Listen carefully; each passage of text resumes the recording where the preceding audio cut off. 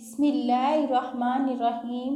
अस्सलाम वालेकुम व्यूवर्स, उम्मीद है आप सब खैरियत से होंगे। आज मैं आप लोगों के साथ आलू गोभी की आसान रेसिपी शेयर करने वाली हूँ।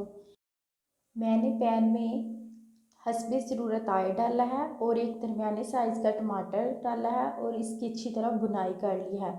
अब हम लहसुन अदरक का पेस्ट डालेंगे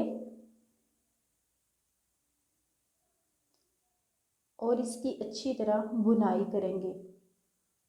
ये देखिए गाइस, इसकी भुनाई हो चुकी है। अब हम साथ ही 4 से 5 हरी मिर्चें काट कर डाल लेते हैं। हस्बे ज़रूरत नमक शामिल कर लेते हैं। 1 टेबलस्पून दादर मिर्च शामिल कर लेते हैं। हाफ टी स्पून हल्दी शामिल कर लेते हैं और इसकी अच्छी तरह भुनाई करते हैं। मसाले की भुनाई उस वक्त तक करनी है जब तक मसाला घी ना छोड़ दे। इसकी भुनाई करते वक्त हम इसमें थोड़ा सा पानी शामिल कर लेते हैं ताकि इसकी अच्छी तरह भुनाई हो जाए। अगर आप मेरे तरीके के मुताबिक आलू गोभी बनाएंगे तो वो झटपट बन जाएगी। ये देखिए गाइस, मसाला भून चुका है।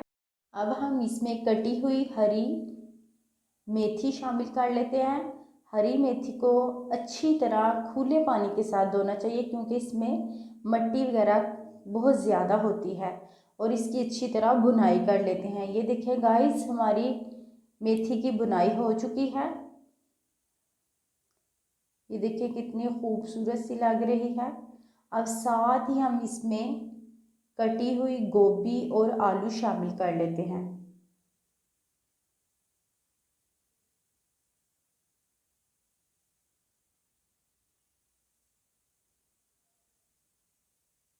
और इसको अच्छी तरह मिक्स कर लेते हैं और 1 से 2 मिनट के लिए इसकी भी भुनाई कर लेते हैं।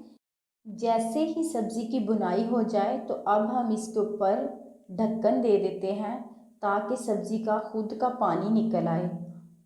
ये देखिए गाइस, सब्ज़ी में से पानी निकल आया है। ढक्कन देने का मकसद यही था कि सब्ज़ी खुद का पानी छोड़ दे।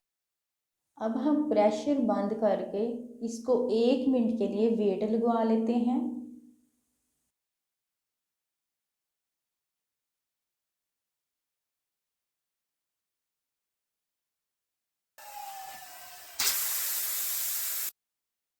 हमारी आलू गोभी ऑलमोस्ट तैयार हो चुकी है। अब हम इसमें पिसी हुई काली मिर्च शामिल कर लेते हैं और इसको अच्छी तरह मिक्स कर लेते हैं।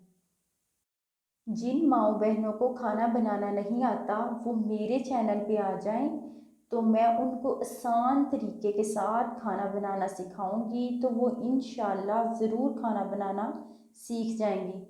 ये देखिए गाइस, हमारी आलू गोभी कितनी शानदार लग रही है। अब हम लास्ट पे हरा धनिया शामिल कर लेते हैं।